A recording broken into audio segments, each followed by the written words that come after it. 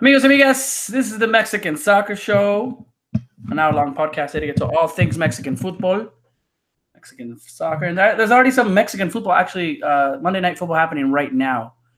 Or is that over? It's still happening, right? It started like an hour ago, so it's probably like halftime right now for Puebla Querétaro. Yeah. We sent out the trademark issues because we have Monday Night Football, and Puebla tried to take it away from us. But we're ready to go. We have lots and lots to talk about today. It's going to be a great, great show. Thank you all for jumping on with us. Thank you all for spending 1 hour of your Monday here.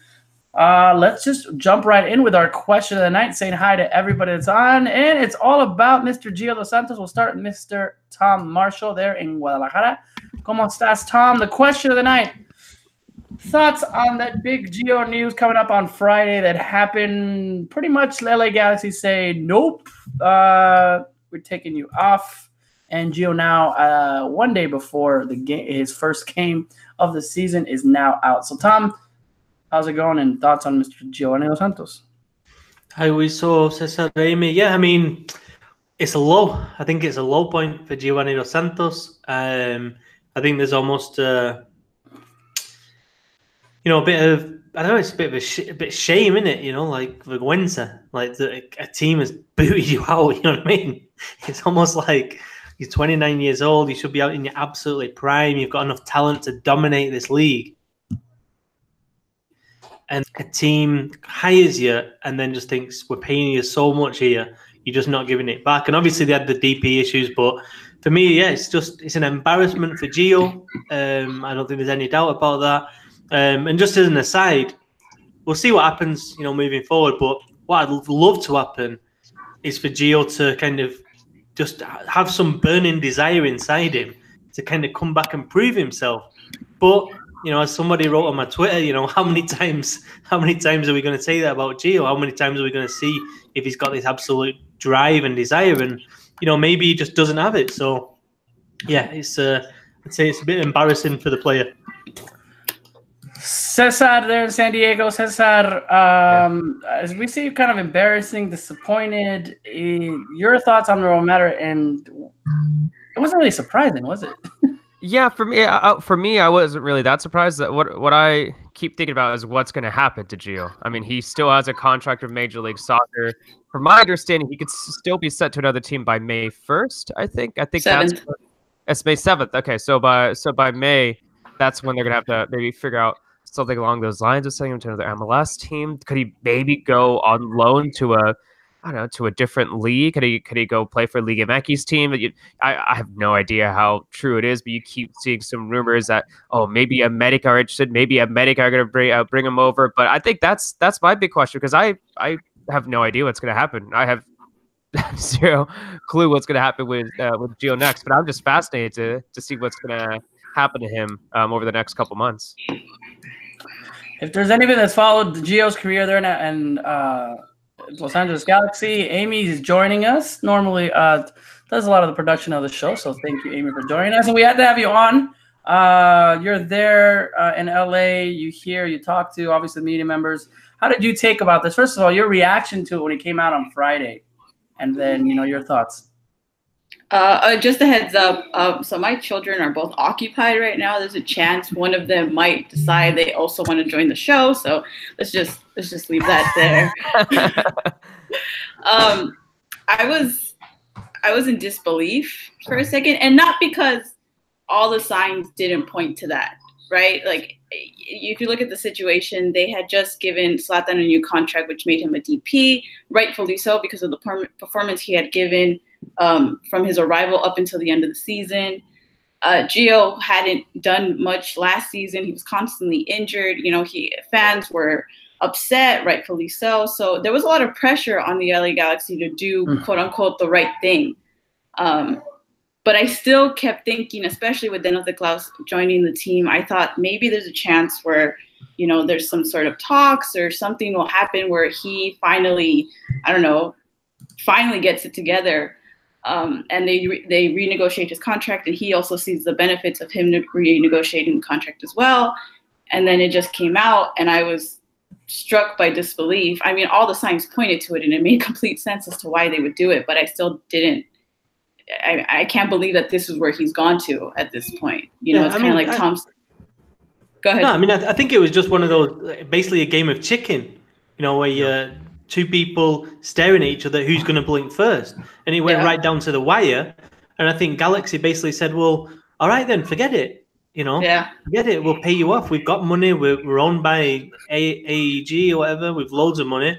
If you're not going to bend them, and we're not going to bend, see you later. Good luck. Where are you going to go? And what Cesar was saying then, where is he going to go? Yeah. He can't go Liga MX. He can't go, you know, European leagues because of the transfer windows. I mean, basically China right now or stay in MLS is his only option. But it's like Amy's saying there with the injury problems, which MLS team is going to pay more than 1.5 million? Because that's what basically Galaxy were offering for 4 years. So who in MLS now at 29 years old would pay for a player who another club has just paid off to leave the roster? And he's a significant risk too. I mean, I think we all know that. I mean, even though some people might say like, oh, he did well in 2015, 2016, but after that, I mean, just the injuries, the inconsistency on the field, it's just a massive risk when you bring Gio along to the team. Yeah, and following the team for so long as I did, it's also just the morale. You know, he wasn't talking to press. He wasn't, you know, engaging with anybody. And even his like departure message via social media wasn't exactly warm-hearted or anything. You know, it's just an accumulation of whatever attitude or whatever vibe he was giving that led up to this. That was kind of made sense as to why it went down the way that it did. As far as the replies on Twitter, thank you guys for kind of jumping in and I just have a conversation. Jiminy, voice of Jiminy, said, I don't think it's a big question because in truth, most MX fans have cared about Gio for a while, haven't cared about Gio for a while. Even unfortunate, but he has only himself to blame. Sure, she may be prone to injuries, but maybe he wasn't taking the best care of himself off the field. And even when he was fit, he wasn't even trying to play well. These last few years, I'm sure the $6 million will console him. Tough. I'd rather hear you guys talk about Jimenez lighting up the EPL. John Cervantes, it's sad. Never would have predicted this in 2005. Also, was it worth it for Jonah to come play for Gio for a year and a half, leaving European football after a couple of strong seasons at the EPL? Yes, that's a very good point. Yeah.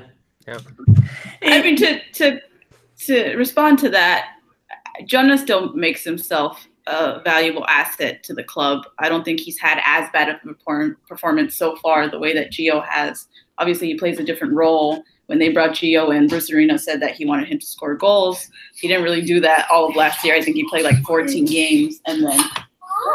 That looks like a very bold. There it is. I think he played like 14 games and only scored like 3 goals last season. So, I mean, I don't think Jonah will stay there very long now because as we know how the story goes, that'll probably last for this season, maybe next season. But I think Jonah still has something to prove. I think he did really well on the game on Saturday. So, yeah, I mean, I think Jonathan now he's a professional. He's got to deal with it. I think the thing with Jonathan as well, he's making more money, way more money at Galaxy than he would in Europe. Yeah. I mean, it still kind of makes sense for Jonathan dos Santos to be in MLS and to be at the Galaxy. I don't think it's going to change it, you know, too much. But yeah, no, some good comments there, you know, about you know, Raúl Jiménez as well and what he's doing, and you know, are we talking too much about Gio? But it's still fascinating. It's fascinating. Yeah. It's just like it's because of the hype, because of the hype surrounding him, and maybe I don't know, maybe it's because we all put that hype on him. Maybe we were all a little too excited to see what he was accomplishing at such a young age. But just I think it's interesting. I mean, it's sad. It's extremely sad to see it. It's extremely disappointing, but it is still very interesting to see the drop off for someone like a Gio dos Santos. You know, so maybe we are focusing a little too much on him, but it's still, I don't know, it's still interesting to talk about. I mean, back from his Barcelona days. Yeah. I mean, just quickly about Galaxy. I mean, you know, they gave him the contract for $6 million a year, where pretty much everybody knew that this wasn't a player that you could 100% rely on. You know, even in Europe, he'd have one kind of few good months and then kind of drop off. then get injured, then you know what I mean. It seemed to be a kind of repetitive cycle. So it's only been really an extension, a galaxy of what we've seen in Europe. And to your point, Tom, did they really bring him in from the amazing player that he was? Because when was the last time he showed that? I know he was showing some brilliance in there, but it's not like they brought him in for his for his actual I think maybe what talent that he had. It was to sell shirts. It's to try to get somebody more of the Mexican public. LA Galaxy is LA Galaxy. The reason why they got Donovan back in one of those years, it's they do that, and this is what they pay the consequences. Sometimes it works, sometimes it doesn't. Yeah. For me, as far as I just cannot begin to understand that hate that people still have. Like, is this something personal for people? Like, good, he should be. He's horrible. Well, I mean, there's, like I said, there's justification in it, but as like a sole Galaxy fan, right? I think there's that mixture of Galaxy fans who are also Mexico fans that knew what he was capable of. Kind of like what Cesar was saying, like we knew what he was capable of, the skill that he had when he was trying. But for an LA Galaxy fan who just wants their team to do well, and LA Galaxy, like you're saying, was banking on this player to do that when they brought him in. And he kind of did that in 2016. He had 15 goals and 13 assists. But then you see this trajectory of, these rumors that you've heard suddenly happening. He's injured or he's not playing as well as he's supposed to, all this stuff. You can kind of justify it. Do I agree with it? Of course not. But I think that there's justification for those LA Galaxy fans that just want to see their club do well. And this player that they've put so much hype on isn't performing the way that you expected him to. Yeah, no, and obviously that's the fan. I'm just thinking about your overall Mexico fan. Why are we talking about Gio right now? Or he can rot, and who cares where he's at? It's like there could be just it's not the majority, because it goes back to that whole going back to the let it go. It wasn't a mistake. But those are just the Mexico fans that just hate Major League Soccer. There's a lot of Mexico fans that just hate anything that's associated with Major League Soccer. And you have someone like Giovanni dos Santos who's taken that step down. You could understand why they'd be angry because he took the step down. And they would probably be less angry if he decided to go to Liga MX, but it's because he played in Major League Soccer. I think that's why a lot of Mexico fans don't like him, regardless of whether he was good or not. He also just fit the narrative, right? There was he's taking a step down, he's going to MLS, and then not performing. Yeah, I mean, they can't do that. They can't do that to Vela right now, right? Yeah, Vela also left to the MLS in a very good point in his career, and he's doing very well with the LAFC, and they can't make that same argument. But I mean, when people say that, that's just fans who want a narrative to be able to support a claim that they already have. Yeah. To you guys right now, LA. I mean, and if you ask this, I mean, we should have probably asked maybe some of the fans. Is Gio ends his career right now? Is a career a failure? I think I don't know. I think I would need. No, I'm not gonna say it's a failure. It's not a failure. I think I would need some time to kind of sit back and look at what he's accomplished, because I don't know. I think immediately, if you just say it right now, yeah, I'm sure a lot of people will be like, yeah, it was a failure, blah, blah. But no, I think if we were to take some time to really look back at what he's done, the fact that he's able to be a crucial player for Mexico at times, or we're never going to forget that one goal that he scored in the Gold Cup. No, he's far from a failure. It's just a little underwhelming because of the potential that he had. I think if he didn't have that hype that he had when he was very young, he would just kind of be seen as maybe somewhat of an average Mexican soccer player. But I think a lot of it just has to do with that extremely high potential, that really extremely high capability that we thought he was going to be, going forward with Barcelona. But yeah. I mean, it's just the immediate. The hype, though. Yeah. The hype was related to the potential. You know what I mean? It's not like another player can do what Gio's done and we can say, what a career. You know what I mean? What an amazing career. You've gone to Europe. You've taken a risk early. You've even gone to Barcelona. You played there. You played at big clubs. Nice one. Congratulations. You deserve. You come back to LA Galaxy. You get loads of money. You deserve it. Look at what you've done. You've risked a lot. But the problem is with Gio is that you always knew his talent ceiling was so high that he's fallen so far short of that. Yeah, exactly. And obviously, kind of, as a professional, he's not had the mentality, he's not had the drive, possibly. I don't really know, but to make the most of his potential, and that's why his career to many will be deemed a failure. I mean, if you look at his club career, I mean, obviously 2014 World Cup, he was one of Mexico's best players. Yeah. You know, a starter. You know, 2011 Gold Cup. You know, he scored that goal. It'll go down. You know, what's that goal for years to come? But if you look at his club, like arguably he's had 2 good seasons ever. You know, 2013-14 with Villarreal, and then 2016 with Galaxy. You know, I mean that's not very good. You know, for a player like Gio, and especially when he's been, you know, he's dropped down divisions and stuff. You know, he's dropped to MLS, and he's still only had, you know, one good season out of 3. I don't know. I mean, it's difficult to say it's been anything but disappointing, to be honest. I mean, it's been a lack of consistency, right? It's just you've had these glimmers of really good moments, but it gets overshadowed. But I mean, like in recent immediate, and when I say immediate, maybe 3-4 years or so, you can't think of like a really great moment that he's had. It hasn't been completely amazing. I mean, Tom wrote that article a while ago about like his 100th appearance with the national team. You know, even that wasn't like super celebrated because it's, you know, he hasn't had like great just points in his career. I mean, like he hasn't had them consecutively or consistently. I think it's just what people are their expectations of it. Yes, we had that expectations coming out 2005, 2006, and all of that when he was having, you know, that generation of it. But when I hear the failure part of it, it just goes back to kind of like what he could have been. Yeah, if you want to do a failure of what he could have been, yeah, but what he did, there hasn't that many Mexican players that did what Gio had done. Yeah, as important as what Gio had done. It's like you kind of switch his career and start from the end to the bottom. You know, it's like in who can we say that gave us, you know, the golazo in 2011, which is crucial to, you know, coming in a time where the U.S. dominated for 10 years, in a time where we couldn't beat them, you know, at home, and 2011 came down 2-0, and granted, it wasn't only him.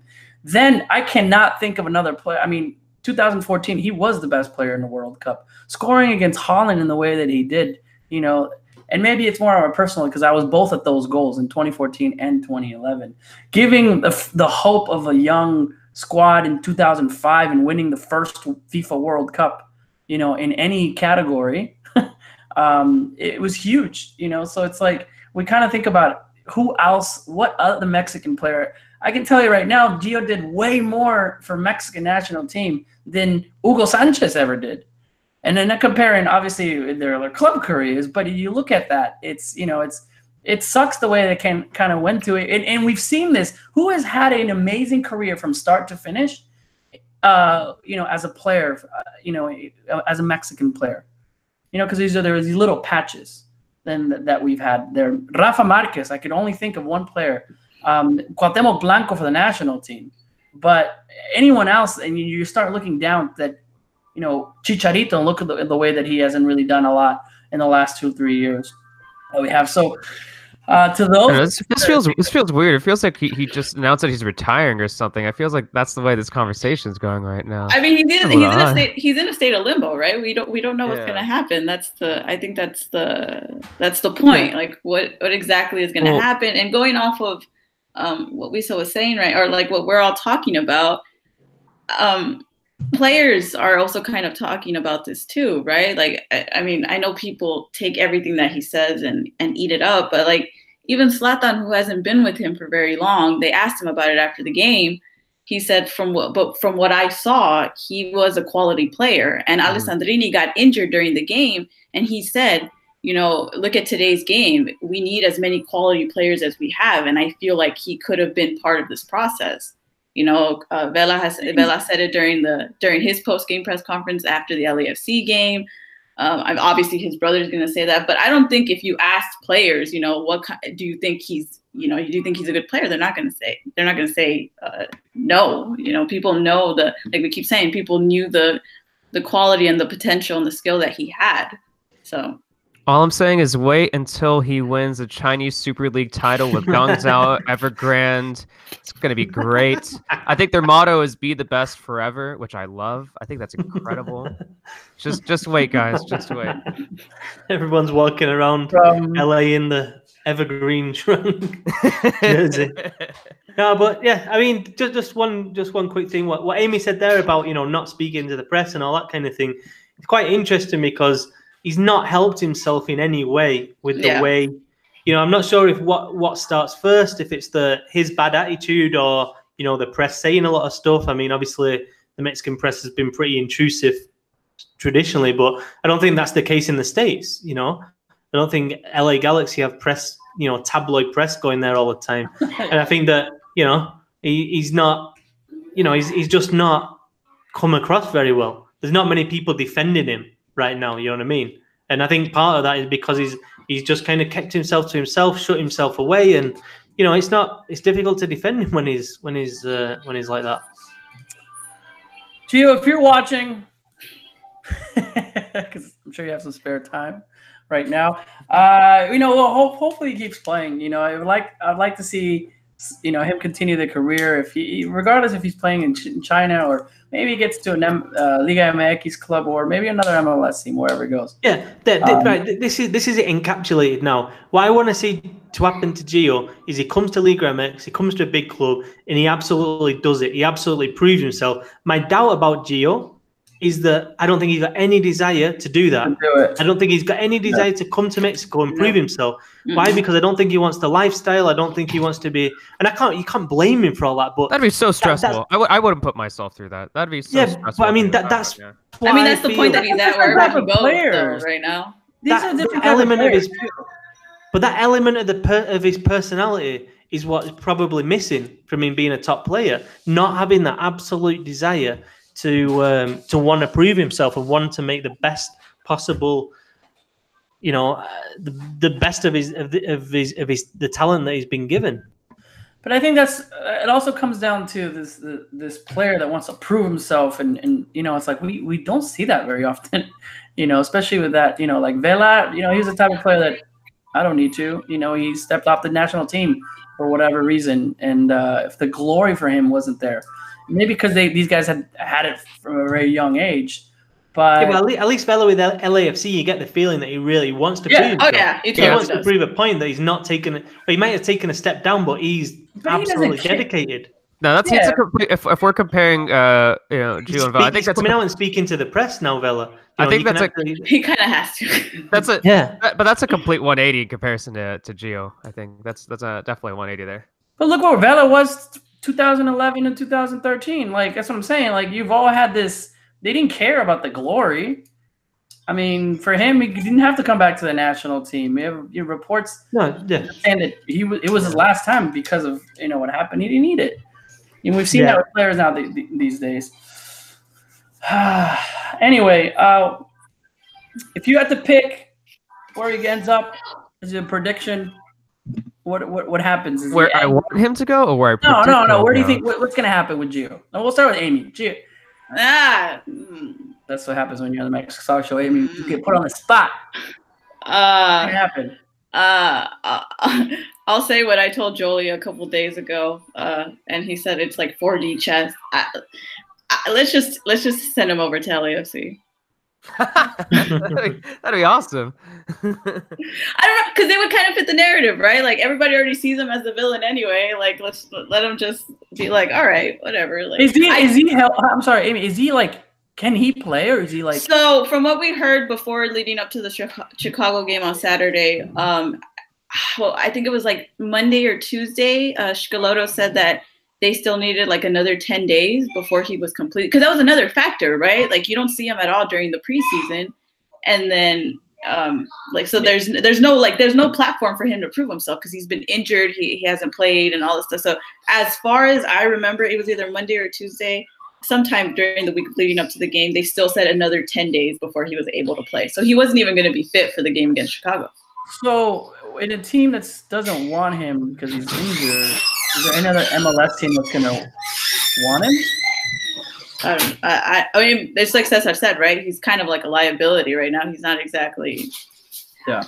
But he's in a weird state right now because he either waits for a transfer or he gets waived and gets sent to another club, or the league just lets his contract expire. So I don't know what's going to happen, but I think there's a part of me that wants him to not end his MLS career with the league this way and him head over to another club. That's my preference and prediction.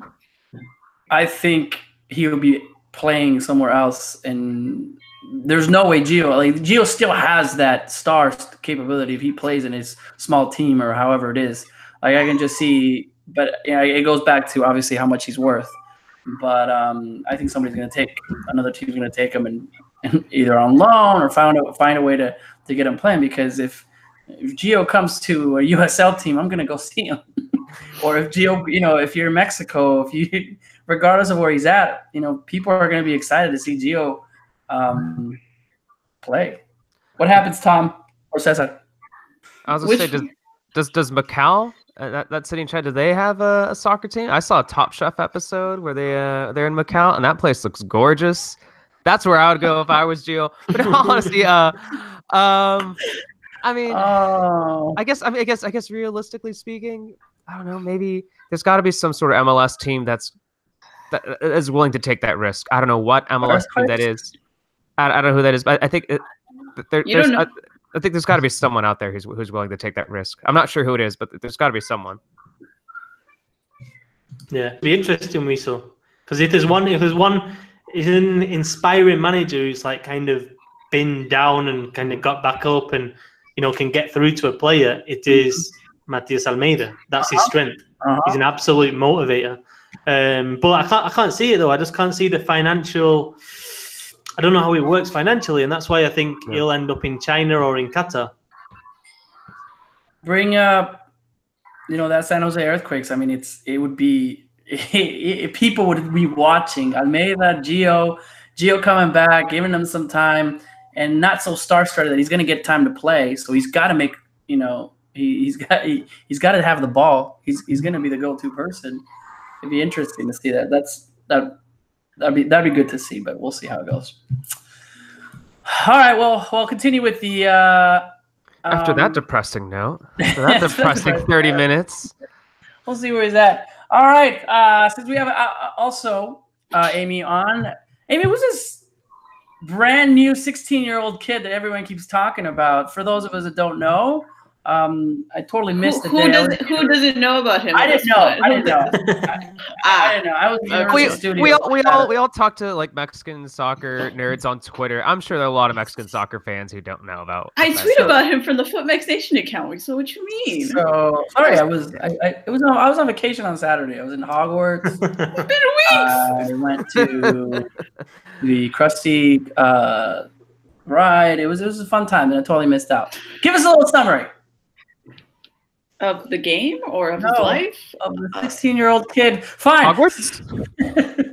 Hogwarts?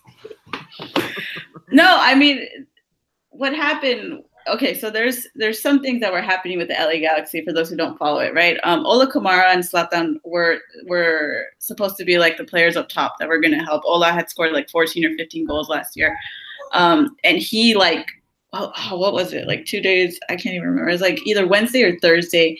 He gets sent over to China, and so they're out with another one of their goal scorers. So basically, it's just Zlatan up top. Shikaloto kind of talked about it at the post-game press conference. He put Efrain Alvarez as part of the 18, and said that when they were down, he felt confident enough that he would live up to the skill and the type of player that he was going to be able to help the team right when they were down 1-0. And so he makes his MLS debut at 16 years old. He's in for maybe about 10, 11 minutes, and he just cuts the Chicago defense very well, chips in the goal, and then they tie it up. I mean, he basically lived up to whatever potential they thought that he had playing with Los Dos, the Galaxy's lower division team. And he did great. I think one of the things that everybody kept saying, though, I mean, Zlatan talked about him during training, saying that he's a good player. He's someone to look out for. But everybody kept emphasizing that he's still very young. He's only 16 years old. They have to – it was crazy at the post-game conference because the LA Galaxy does it in an interesting way where they let you go into the locker room. So it's kind of like it's like a half circle that just gets focused on the players. So it was really interesting to see this 16-year-old kid just get, bombarded by all these reporters. And he did look very, very nervous talking to everybody. We talk about Diego Lainez and how composed he looks during interviews, and Efrain Alvarez was not that way at all. He's been really, really nervous, giving really short answers, but he's a really good player. I'm very happy for him as a player. I think it was a really good strategy. And for the LA Galaxy as an organization, it kind of shows the influence that Dennis Niklas has had, because he is, quote unquote, a homegrown player. He was in the academy, he was part of Los Dos, and now he's moved on to the first team. What's Los Dos? It's like the USL team. It's like the one right under the second division team. So he is a complete what happens when you do the whole process and everything. So yeah, but he's also from East LA, bilingual, bicultural. I mean, it seems to it's this kind of Chicano player that has played for US youth national teams before, but swapped in 2016 to Mexico. I mean, he's also stated that he's not 100% confirmed committed. Yeah, they asked him about that too, and he said that he's still not sure. He's still keeping his options open. So he is a really valuable asset potentially to both of the the national teams. That's what's most exciting about him is that he's one of us. Well, not one of you, Tom, but he's one of us. Tom's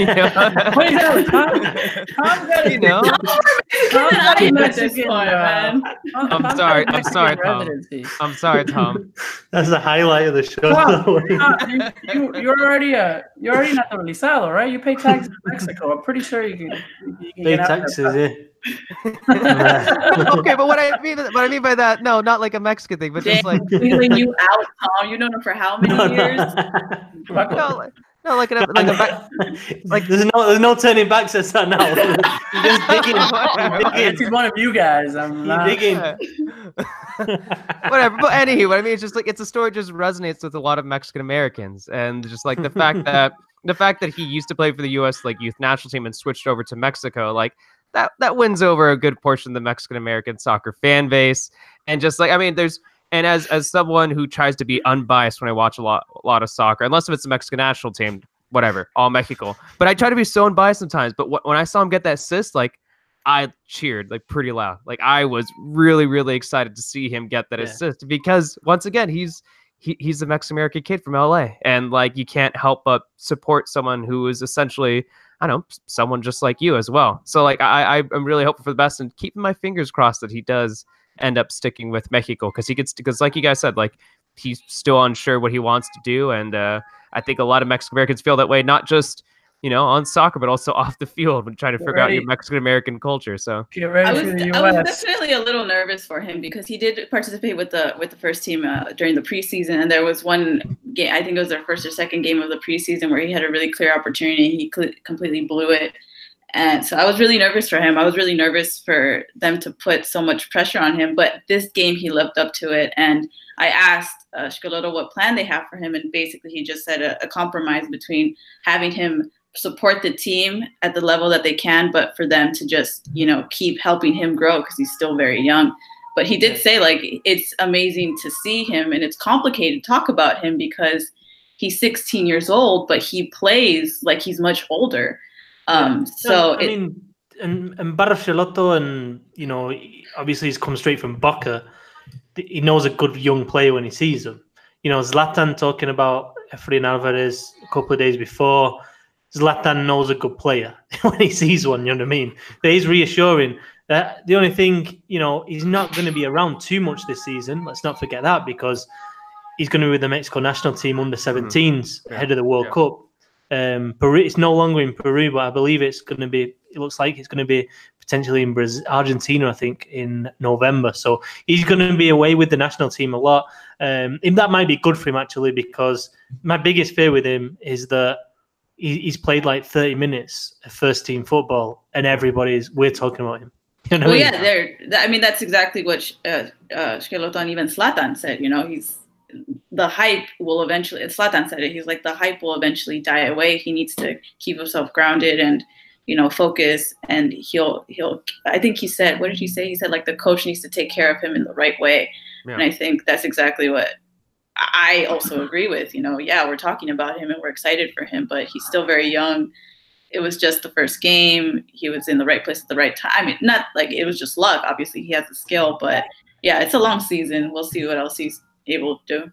I just hope here comes the Mexico, the FMF, and then the US, and then there's going to be like the fight supposedly of who called whom and whatever. And it's like that's probably the worst part of all of this is that players are going to be upset if especially on both sides of the border, and federations see the U.S. getting ahead just like they did with a lot of other players and calling them up to try to cap them. And then, I still think that Mexico shouldn't rush somebody just to cap them then because, they might be in the future. When it's your time, it's your time. And that's just how I feel personally. So if Mexico's like, all right, do whatever you need to do, I don't think you're ready for a call-up yet, and we have to rush him to cap him, just to get that. It's like, that's what I'm kind of like, he's 16, but at the same time, we've seen 16-year-old in Liga MX debut. I get it. I'm not comparing, but in due time. So, and you do also have to wonder what's best for his career too, because maybe once he gets older, there'll be a better opportunity with the U.S. men's national team. Yeah, and if he feels like that's a better way to get minutes, okay, go for it, man. Like look at Yarbrough. I mean, I remember 2015 when William Yarbrough was, in that situation, and it's like, I think people are just wait. Mexico will get there, and you rush that just to get capped, just to get minutes. And that's why I've seen the U.S. kind of waste opportunity because I haven't seen any players that they've taken that have really flourished in the U.S. team that Mexico was kind of eyeing on. So it's going to happen eventually. I'm not sure when it's going to happen, but eventually it's going to happen. Let's see where we're at. All right, we'll continue to do that. Lots of MLS was the topic around in the weekend, and especially Mr. Marco Fabian scoring 2 goals. 1 goal, 2 goals, One goal. For some reason, I thought 2 goals. Scoring 1 goal off a penalty kick. I have a prediction. I think Marco Fabian is going to score more goals than any other Mexican abroad in the MLS. I guess just Bella. Wait, abroad or in the MLS? MLS. Okay. MLS. And he probably will challenge it up there. So who wants to bet? I'll take a bet right now. Marco Fabian, more than Bella. I'll do it. Right I'll do it. More than Bella. And Efrain? Yeah. Yep. And I'll even challenge it. I think he's going to, in all the season, I think he might even beat some of the Mexicans abroad. Maybe not get the Chucky. Maybe not get the Chucky. Okay. Maybe not get the Chucky, but I think I'll put that out there. So. Okay. No, dude, it's definitely Vela who gets more, but all right, we'll see. All right. So take on. I'll take. I'll do some kind of either dinner. We'll figure out at least but I feel like Marco Fabian's going to score a lot of goals there. Marco Fabian scoring, great debut for him, taking the PK. Already seen. Cesar to you. It's kind of like that's a good fit. Like. Yeah, no, I mean, it looks like they Philadelphia Union, they wanted a number 10. That's exactly where they played him, center attacking midfielder for them. I mean, unfortunately, it was a 3-1 loss for the Union, but still, I mean, it's good to see Fabian get a goal. It's a goal off a penalty, but I mean, there's so many high expectations for a player like that, so it's good to see him start off on the right foot there and get a goal in his first match for the Union. Yeah, good. I'm already on the chat. People telling I'm drunk. We're forgetting Fabian is made out of porcelain. A lot of people in the chat are this is ridiculous. They're gonna leave. A lot of people in chat are defending Tom. They feel like what did someone say here? Someone said nationalist Cesar. His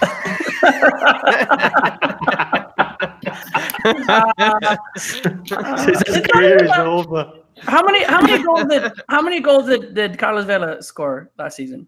I don't remember. Nah, I have no idea. Like I under should 10? probably know that. Anyways, I don't think it's that big. I don't think it's that big bold of a claim. I think he's gonna be scoring a lot of goals. They might not do well. He might not. Their team might not do great, but I think he's gonna be scoring goals. A player who's scoring a lot of goals. The what? One player scoring a lot of goals. No, I just think he will be. I think he'll be taking all the Raúl Jiménez. Raúl Jiménez. Raúl Jiménez. Wait, that was our segue. See, we're done. We're done. He set you up with the assist, we saw. Thank you. I didn't hear. You know who else? I just said 11 goals. 11 goals. Moving on.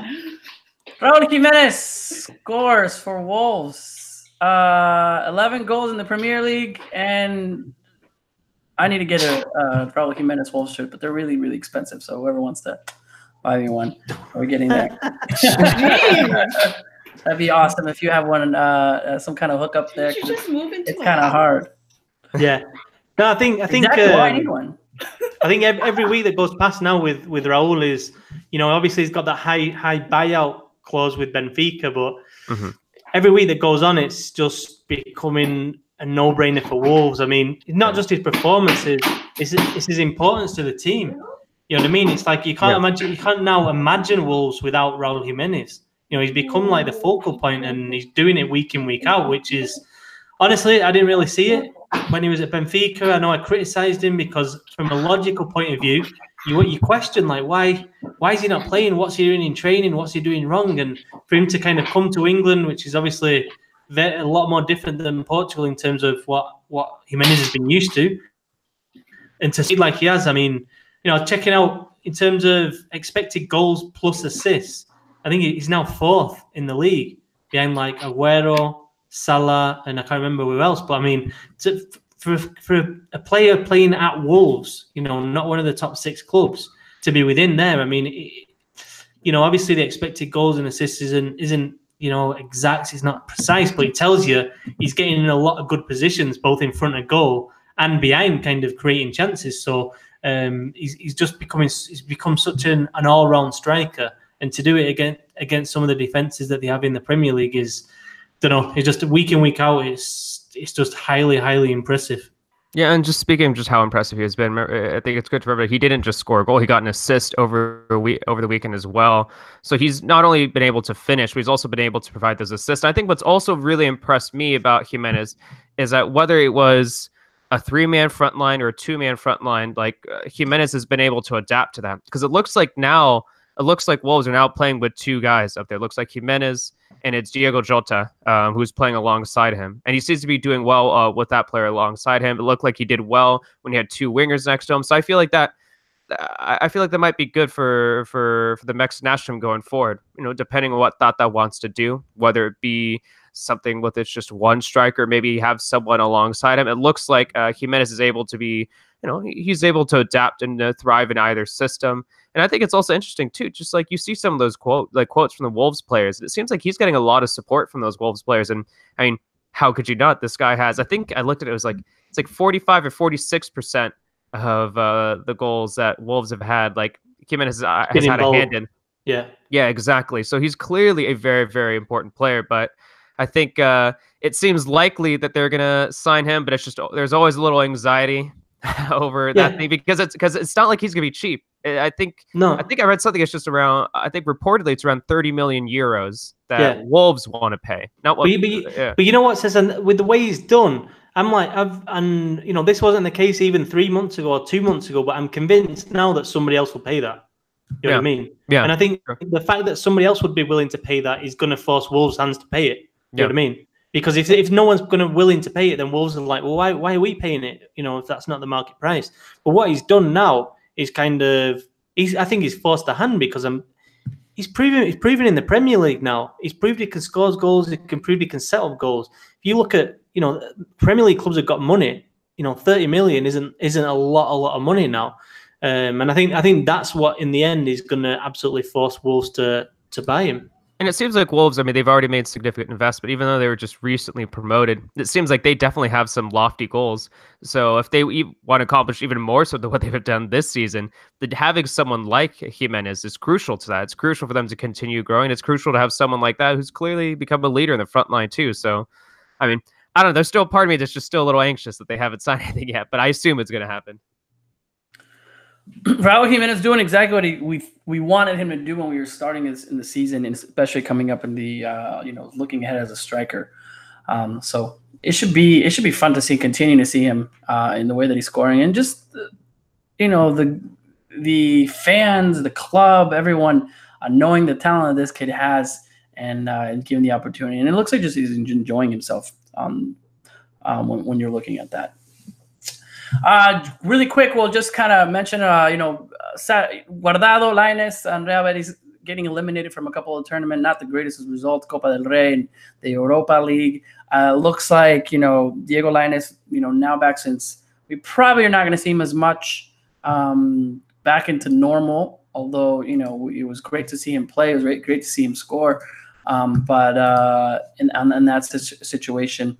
The problem there is that Quique Setién, the fans are asking him to be removed from his job as head coach. Mm-hmm. The worry for Lainez is it's been very clear that Lainez has impressed Setién early on in his reign, and Setién is, he's been willing to give such a young kid minutes, a kid without experience in Spain. So if Real Betis do change the coach, they've still got a lot of attacking options, with Jesse Rodriguez coming in as well. I don't know. I just worry a little bit that if they do change coach, how is that going to affect Diego Lainez over the next, what remains of this year, basically. Yeah. Would be interesting to see on that. On that note, we've seen those coaches change, especially with Mexicans abroad. Get the dreams go. There goes the time that they've spent. So we'll see what's that. I know one thing for sure is that we're not going to see him as much as we saw in the last 3 weeks. So we'll do that. Changing pace already, almost 10 minutes, 12 minutes to go. We're going to just really quick CONCACAF Champions League. Santos, Tigres, Monterrey, all in. Of course, what happened in Toluca. You didn't have to mention it. Santos. What happens at Toluca stays in Toluca. Santos. No. Maybe we'll take Liga MX. We'll talk about that. But Santos versus New York Red Bulls, Tigres against the Houston Dynamo, and Monterrey versus Atlanta United. No surprise. I think we were talking about it a few weeks back, when we saw everybody coming in. Tigres going in and losing in Costa Rica, then coming back in Volcan and completely obliterating a Costa Rican team that looked scared. I mean, I was able to watch that game, and it was just, that's the number one team in Costa Rica. They look awful in the mental mistakes. Atlanta United in the looking very good. But to you guys, if you can give us a quick preview of what's coming up next, what are you most excited about, especially in the matches that we're looking at? Monterrey, Atlanta United, just because of Atlanta and the type of team that they have?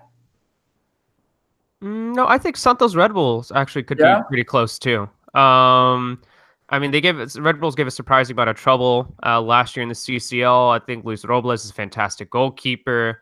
And it looks like Red Bulls, they rested some of their key players over the weekend. So I think like someone like a Bradley Wright Phillips or maybe even someone like a Kaku, like they might be able to make things a little bit interesting. I still think that Santos are probably going to surpass them. I think it's going to be a narrow win, but I think that's going to be a pretty close series. And honestly, I feel the same way about Monterrey and Atlanta United. I think that one's going to be a lot of fun. I think Monterrey is going to sneak through, but I think that one's going to be close as well. The only one that I think is going to be easy is just Tigres, Houston Dynamo, because I mean, I saw parts of Houston in their the beginning of their CCL run, and I just do not have any confidence for them against Tigres. I think Tigres are going to tear them apart.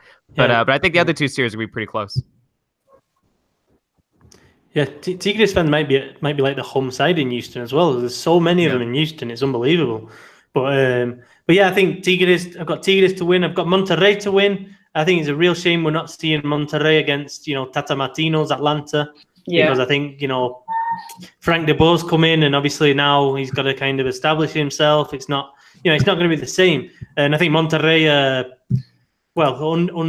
undefeated in 2019. I think Alonso has been very intelligent in the way he's kind of been rotating his squad.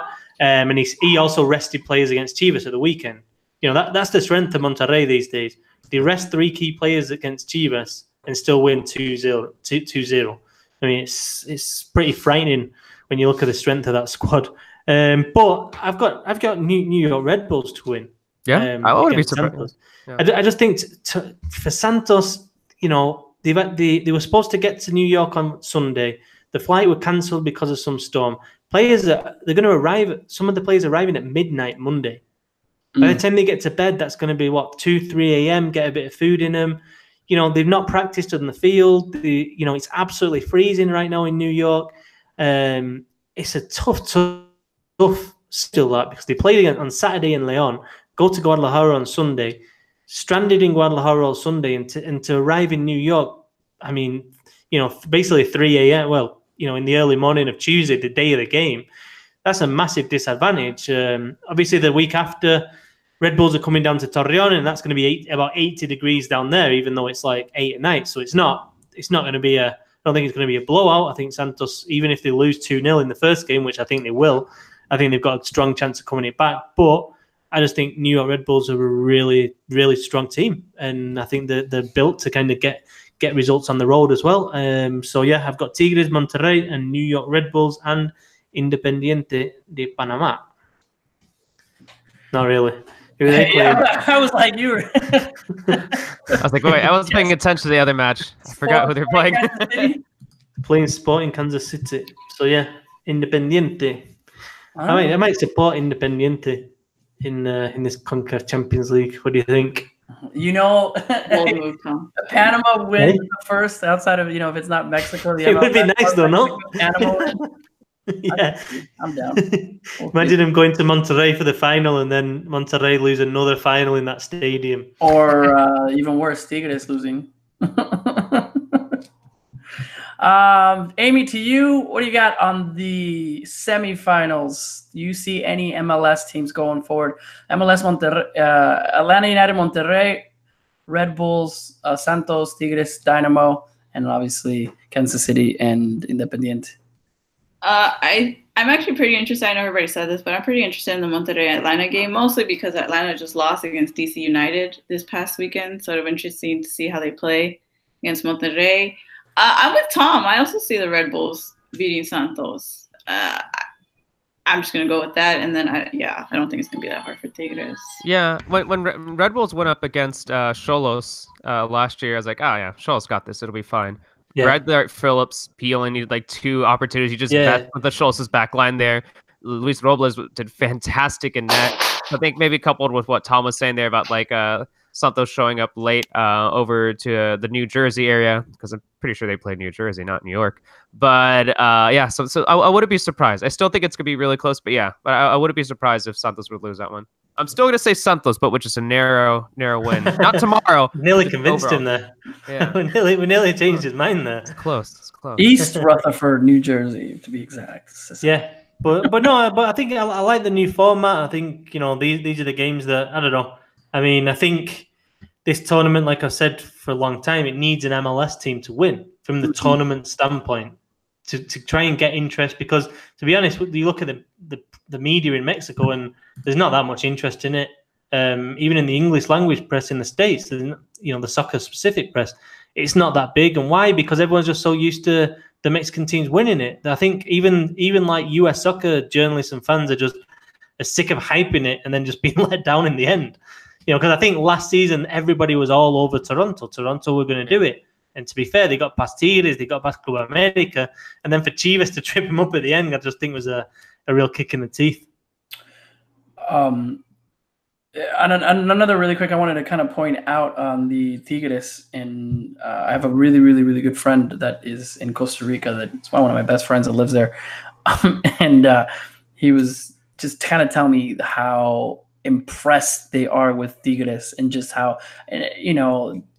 just kind of like the text that I got, and overall the media in Costa Rica just saying how great of a team. And the players, even they were doing analysis on how much the teams are worth compared to Saprissa and all of that, and just comparing it to like great clubs in Europe. Those types of players, the Chile players and Gignac, and it wasn't even.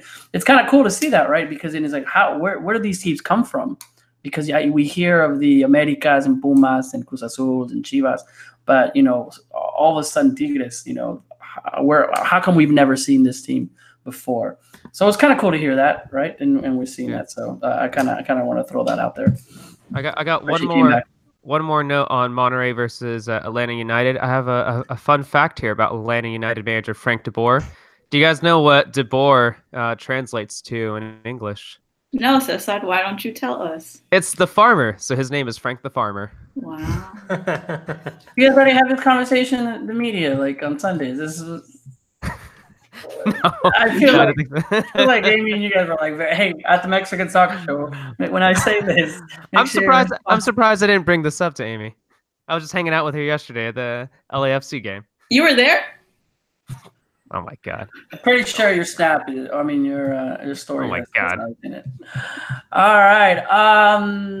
Well, interesting to see what happens. The games are March 5th. New York Red Bull Santos, Houston Dynamo.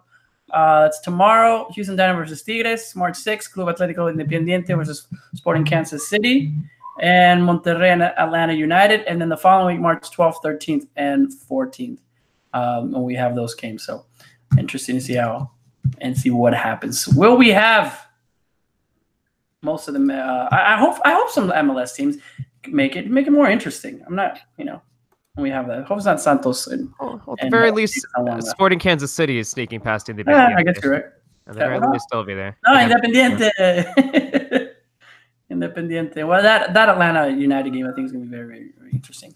Yeah, it's what it's all about. Even the stadiums as well. I mean, it's just, it's going to be a good example of this competition. What it can be, if you know what I mean. Well, it's kind of cool, Atlanta, and then Monterrey. Hopefully, it's like I think that's what the epitome of this tournament should be. Look at this, right? The Atlanta supporters and what they bring in, how much they sell out, the stadium, and also Monterrey. So I think it's good representation when those two types of teams go against together. So hopefully we'll see that. All right, Liga MX. The three continue to be the top three, continue to win. I do have a question for you guys. It does seem like I talked about last week, the recipe of winning any game when you are sucking really bad in Liga MX is switch coaches, as we saw Toluca win. We've seen, Puebla, where they were at before Chelis, and now with Mr. Antonio Lavolpe coming in. Big news that come out today is official, which we thought for some reason Chepo de la Torre was more of the front runner for that. So, but what do you guys have to say about Mr. Lavolpe now? Back in Liga MX, El Bigotón. I mean, I like Lavolpe's style of play. I think it's good that he brings through youngsters. Tactically, he's very good. But I don't know. He does feel like another recycling. You know what I mean? Mm-hmm. Yeah. It feels like a club's not thinking really outside the box. And to be honest, what I'd like to see a club like Toluca do, if you are going to go with a foreign coach, is bring in the next Lavolpe. Don't bring in the Lavolpe that was, 10 years ago, 12 years ago, whatever, at the peak of his career. Is Lavolpe a foreign coach, though? I mean, and I guess when you talk about the Right. kind of coaching, I feel like also is Tom Mexican? Right? Tom, we call him a foreign coach. I'm just kidding. I had to bring Stop it, Cesar. Tom, look, he did it again. I'm kidding. It's really good at infamy. Let's be kicked out of the show. Wherever you have us in the Mexican soccer show rankings, I feel like I should be above him at this point. Sorry, lost my train of thought. When you say recycling, really quick, Tom. When you say recycling, I feel like he's not on the Chelis, Mesa, Chepo type. I feel like Lavolpe's got a little more hierarchy from what he's at least done on an international level, but at the same time. Well, I mean, at the World Cup, but I mean that's 13 years ago now. Yeah. And since then, if you look at what he's done, I mean, I think he did quite well with America. Yeah, I thought he did. It was a much more pragmatic kind of Lavolpe, and obviously he's getting a lot of praise now for kind of playing Lainez, and which he deserves because he did have the kind of bottle to put him in there. I get kind of not annoyed, but when people say, Lavolpe kind of spotted, Lainez. Like anybody who watched Lainez play is like, this kid is really good because he dribbles around everybody. even I watched him and like in the under 17s was like, yeah, this kid's good. It was just so obvious, you know what I mean? It's not like an unbelievable. But what Lavolpe does do, he believes in the young players and he'll actually play him. He'll put his own job at risk to play him, and not many. I think that's the strength of Lavolpe rather than necessarily being able to spot him a mile off. Yeah, no, I agree with Tom. Just I think this is a good manager, but it's not exciting. It's not exciting. It just feels like it's indicative of the bubble that Liga MX kind of exists in, to have someone like this come back. I mean, could he do well at the Luca? Yeah, I wouldn't be surprised, but I don't know. I would just prefer for someone to have some new ideas, someone different. I know he's a well-respected manager. A lot of other managers look up to what he's done, and we know what he's done with the national team, but just, I don't know. I really wish there would have been someone different. So I can't say that I was really excited. You're kind of just looking at what he's done lately. I mean, he was in Egypt with the Pyramids. That's the team name. I thought he did well against in America. I mean, before that, Chiapas and whatever happened with Chivas. But again, it's not worked out brilliantly at any of those places. Yeah. So it's like, I don't know. I don't find it really inspiring. But I do like Levolpi's style of play. I think he's very good tactically, like I said. But I mean, I don't know. It's like, I don't know. But Toluca got a very, very good squad as well. I mean, they should be way higher than they are. But they're only 3 points off the playoffs anyway. But that result against Sporting Kansas City was absolute embarrassment to the club, to Liga. They got absolutely destroyed, like every facet of the game. You know what I mean? They just didn't even really put up a fight. They were outplayed. I mean, they were outpossessed. Sporting Kansas City were passing around them. And yeah, that's pretty embarrassing, especially given the amount of investment that has gone into that squad. Yep. All right, Liga MX. Coming up in the next games: Club América Necaxa, Veracruz Santos, Atlas Cruz Azul, Pachuca Club Tijuana, América Puebla, Querétaro Guadalajara, Monterrey Tigres, Necaxa Toluca, Pumas Monarcas, and Lobos and León. If you look at the schedule for these games, what game stands out to you? Looking at the top three, obviously you have El Monterrey, El Clásico Capitalino, Tigres.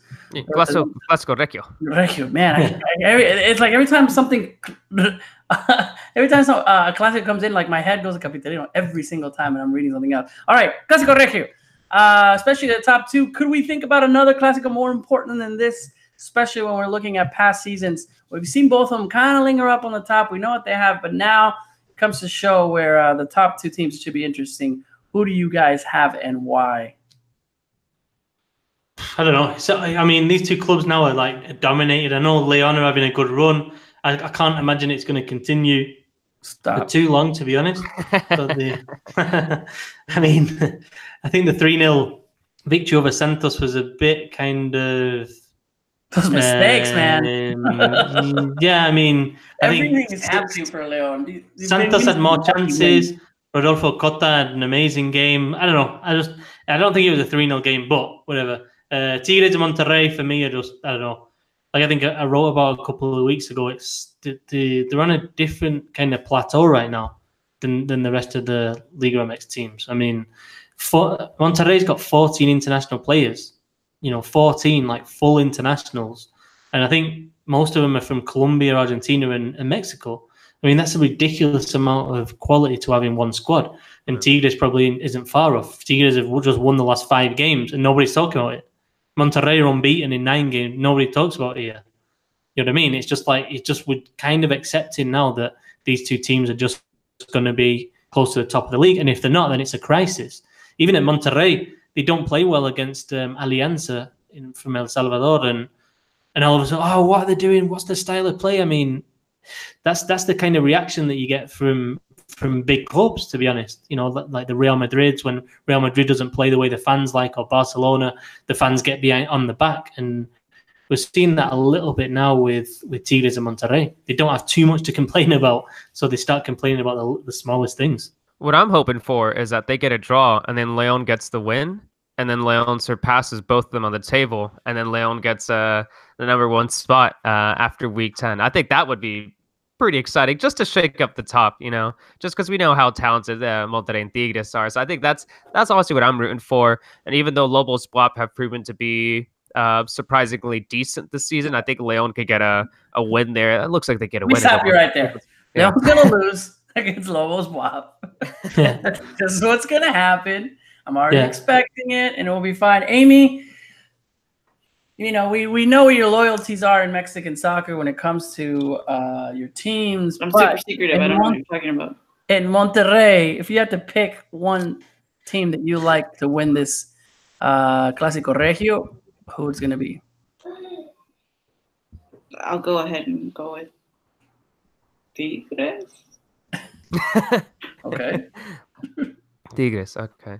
All right, we all know Amy supports Veracruz. It's a really weird choice, but you know what's funny? Okay, I support your decision to root for Veracruz. I don't, but funny story. My children's babysitters are from Veracruz, so like every once in a while when I go pick up the boys, I'll catch them watching Liga MX games, and I always forget, but I'm always reminded because I go, "Oh, who do you go for?" And he's like, "No, I'm from Veracruz," and he makes like that really like sad face. Veracruz people don't even go for Veracruz. That's up there. Funny. All right, so there we go. So I'm sorry, did I catch who Amy says Tigres, Cesar, and Tom? I don't know between Tigres and Monterrey. Okay, because I'm trying to look to see who's gonna win. I want predictions, guys. I made a prediction. You guys make one too. No, I mean, I think I'll go for a draw. I mean, I think the other thing is this is the first game these two teams have played in Estadio BBVA Bancomer since the final, but Tigres won. So there is a kind of psychological element with Monterrey as well. And I do think, there is, again, the psychological thing of Monterrey don't do well in the big games in that stadium. So I think, that's an element. I don't know. I'm going to go for a draw. I mean, I don't know, both these teams as well have got, obviously, CONCACAF Champions League action. So it's going to be interesting to see how both kind of balance the squad. Gignac's been left out of the Tigres game against Houston. So, he's going to be playing. What's Alonso going to do? But yeah, I mean, I like... Just going back to Monterrey, another element that I like what they've done this season is Alonso's brought through some younger players. Like Johan Vázquez at the weekend against Chivas was arguably the man of the match. Well, Pavon was man of the match, but apart from that, I mean, he was brilliant at centre back. And this is a young 20-year-old Mexican kid. And then Carlos Rodriguez in midfield is an exciting prospect. He's 22. Yeah. He's played some time in Spain, so it's not.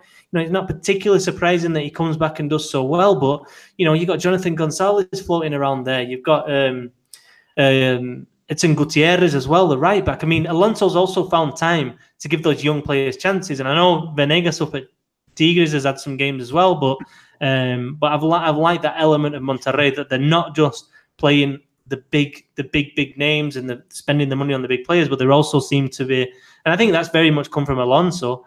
They're also kind of developing these younger players. All right. Tigres. I'm going to go with a Monterrey win on this one. We'll see. Make it really interesting. And yeah, Leon loses. Remember that. All right, guys. It's been real here in the Mexican Soccer Show. A little bit over an hour. I know people keep saying, Lisa, why do you always say 10 minutes left? There's no time constraints. True, but we would like at least to keep it under an hour. So thank you all for listening to us. I know you could be watching the Puebla game, but you're here. Just got a tweet. The funniest tweet I've ever seen in my life. All right, you gotta share. What? I gotta share it. What? J Pablo is at Queen Elizabeth. He's put, I would like to report a hate crime, says our football. I think I just got that too. Cesar, you and I are not very well liked in the chat today. I'm not gonna. Oh man! That's exactly why I came on today, to control the slander. The slander that's been talked about me while I'm watching the show. But also just. First of all, I'm always saying how you are on top of me and stuff when it comes to all the Mexican Soccer Show stuff. So there's no slander. I specifically heard yell. I do not yell. And you're yelling right now. I'm talking loudly. Well, that's yelling. All right. You know what? We're just going to go out to Amy. Amy, as a producer of the show, you get to close us off today. Thank you for joining us. Always welcome. And your little kids in the background. Hopefully. Was that which one was that? Jack? was coming in? Oh no, they both came in. I just both started came in? turning off the camera at some point, but I made waffles, I changed the diaper, and I commented all throughout. See? Ladies and gentlemen, that's Well That's the MVP. right there, powerful mom right there. MVP right there. And is able to make waffles and change a diaper. I don't think I could do either. All three of them, in fact. Amy, closes How off. do you make waffles anyways? In a toaster, you put them in there, and then you wait for them to pop. I didn't make them. I put them in there. Got it. I mean, There she is. There's Jack. Oh my God. Good news to all the listeners. The podcast will be back up on iTunes. We figured it out. So for everybody that was worried, crying themselves to sleep at night, don't worry. It's been fixed. You guys will be able to listen to it on iTunes. As soon as the show is over, I'll probably also upload it in the next 30 minutes. You guys will be able to listen to that. I'm going to go ahead and plug Adriana and I. We're probably going to be talking about the Cyprus Cup and all that good stuff. Liga MX Femenil was happening today. It was actually pretty exciting with the Luca America, Chivas, and Atlas, and then Tigres and León was playing too. The women are doing well, so see, you have hope somewhere. If they're part of León, it'll break my heart. So we'll see. If I keep low expectations, then it's good. That's what happened in those bicampeonatos. I did not expect anything. So thank you so much, Amy. Thank you much, Cesar. Thank you to all. Thank you, Tom. And we'll see you guys in the next edition of the Mexican Soccer Show. Hasta la próxima. See you later.